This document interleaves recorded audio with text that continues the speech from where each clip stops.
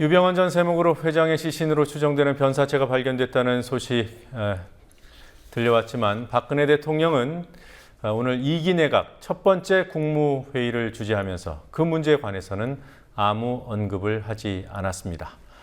유 전 회장을 체포하라는 지시를 공개적으로 여러 번 했던 그동안의 모습과는 완전히 달랐습니다.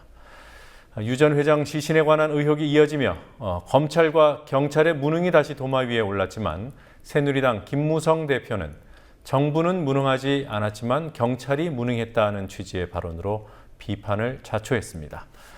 그리고 정의당 노회찬 후보 단일화가 불발될 경우에 본인이 사퇴하겠다는 입장을 조금 전에 내놨습니다. 정치권 취재하고 있는 PD 연결해서 알아보죠. 노지민 PD. 네, 노지민입니다. 네, 조금 전에 나온 정치권 소식 먼저 확인해 보겠습니다. 730 재보선 서울 동작을에 출마한 정의당 노회찬 후보. 야권연대를 공식 제안하면서 단일화가 안 될 경우에 본인의 어떤 결심, 이것을 내놨어요. 어떤 내용이었는지 구체적으로 좀 설명 부탁드립니다. 네, 노회찬 후보가 조금 전인 7시 30분 긴급 기자회견을 열고 새정치민주연합 측에 야권연대를 공식 제안했습니다. 노 후보는 사전투표 전날인 24일 모레까지 야권연대, 즉 야권 후보 단일화를 추진하자고 제안하면서 민주연합의 기동민 후보가 그날까지 단일화에 응하지 않으면 본인이 사퇴하고 민주연합 기동민 후보를 지지하겠다고 밝혔습니다. 이에 따라 어떤 방식으로든 정의당과 민주연합의 후보 단일화가 이루어지게 됐습니다. 최근 각종 여론조사에서 야권표가 분산되면서 새누리당의 나경원 후보에게 어부지리를 주는 것으로 나타나자 노 후보가 반강제적 단일화라는 강수를 둔 것으로 보입니다. 기자회견으로부터 3시간 전 송우창 민주연합 전략기획위원장은 기 후보의 확장성이 발휘되지 못하고 있다며 안타까움을 표하면서도 야권연대는 없다고 못 박았는데요. 선거 국면 전환이 될 수도 있는 이 제안에 민주연합이 어떻게 반응할지 주목되고 있습니다. 유병헌 전 세무그룹 회장의 시신으로 추정되는 시신 발견됐다는 소식, 정치권에서도 말이 많이 나왔을 것 같습니다. 어떤 내용들입니까? 네, 새정치민주연합은 유병헌 전 회장의 시신이 발견된 지 40여일 동안 신원 확인을 하지 못했다는 검찰과 경찰을 비판하며 진실을 밝히라고 촉구했습니다.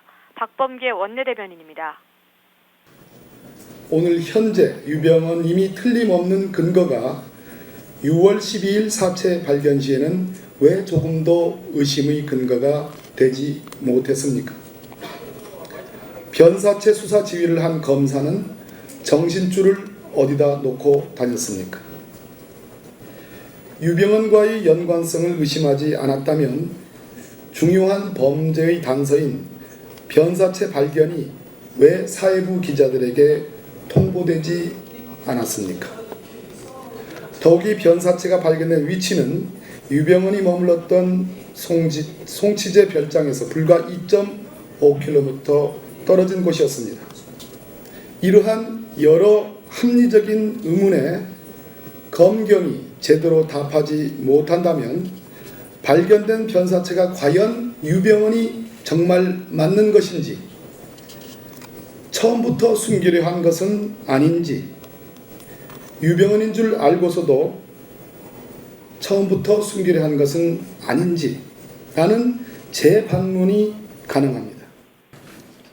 유기홍 수석대변인은 유 회장 체포를 5번이나 지시했던 박근혜 대통령이 왜 오늘 국무회의에서는 아무런 말도 하지 않았냐고 지적했습니다. 박영선 원내대표는 아침 회의에서 유병헌도 죽고 진실의 한 조각도 땅에 묻혔다며 대한민국은 전무후무한 신뢰의 위기에 빠졌다고 강력하게 비판했습니다. 반면 새누리당은 대변인 브리핑을 통해 허탈하고 충격적이라면서 검찰에 흔들림 없는 후속 수사를 주문하는 데 그쳤습니다. 김무성 새누리당 대표는 울산 선거 유세 과정에서 유 전 회장의 시신을 확인하지 못한 건 정부가 아닌 경찰의 무능이라는 취지로 발언해 비난을 자초하기도 했습니다. 자, 광주 광산을 재보선에 출마한 민주연합 권은희 후보의 재산 문제, 남편 회사의 가치를 평가할 수 있는 자료를 내놔야 한다는 지적이 있었죠. 당이나 후보 측에서는 어떻게 한답니까? 네, 민주연합과 권 후보 측은 추가로 공개할 내역은 없다는 입장입니다. 송우창 민주연합 전략기획위원장은 오늘 오후 기자간담회에서 권 후보 남편의 회사가 작년에 소득이 처음 발생했을 정도로 적자 기업이었다며 추가로 신고하거나 공개할 내역이 없다고 말했습니다. 어제 뉴스K 취재진에게 권 후보 남편과 남편 법인 이사들이 회사 자료 공개 시점을 조율하고 있다고 했던 박범계 원내대변인은 앞으로 이 문제에 대해서는 노코멘트라고 말했습니다. 당 차원에서 대응을 안 하는 쪽으로 선회한 것으로 보입니다. 그리고 새누리당 후보들의 재산 축소 의혹은 어떻게 됐습니까? 네, 수원병 김용남 후보가 마트가 들어선 땅을 논으로 신고해 3억 7천여만 원의 재산을 적게 신고한 문제인데요. 김 후보가 잘못을 시인하고 재산을 다시 신고하겠다고 했지만 선관위는 공보물 배포가 이미 끝났다며 거부했습니다. 송우창 민주연합 전략기획위원장은 허위 신고된 대지위의 대형마트 역시 등기부등본상의 소유자는 김 후보라고 밝혔습니다. 등기부등본이 사실이라면 김 후보는 허위 축소 신고뿐 아니라 상당한 규모의 재산을 누락해 신고한 셈입니다. 오마이뉴스는 오늘 2002년 검사였던 김 후보가 농업인 자격이 있어야 하는 농지를 구매했다며 농지법 위반 혐의까지 제기했습니다. 민주연합 측은 김 후보가 당선 목적의 허위 재산 신고를 금지한 공직선거법 제250조 1항을 위반했다며 수원지검에 고발장을 제출했습니다. 한편 경기도 선관위는 김용남 후보 측에 오는 25일까지 소명 자료를 제출하라고 통보했으며 위법으로 판단될 경우 투표 당일 각 투표소에 재산 허위 신고 사실을 게시할 계획입니다. 재보선 이제 8일 남았습니다. 여야 오늘은 어떤 지역의 표심을 공략했습니까? 오늘은 충청권 표심을 잡기 위한 유세전이 펼쳐졌습니다. 새누리당 지도부는 재보선이 치러지는 대전 대덕에서 현장 최고위원회의를 열고 광역철도망 사업을 비롯한 지역 발전을 강조하며 정용기 후보를 지원했습니다.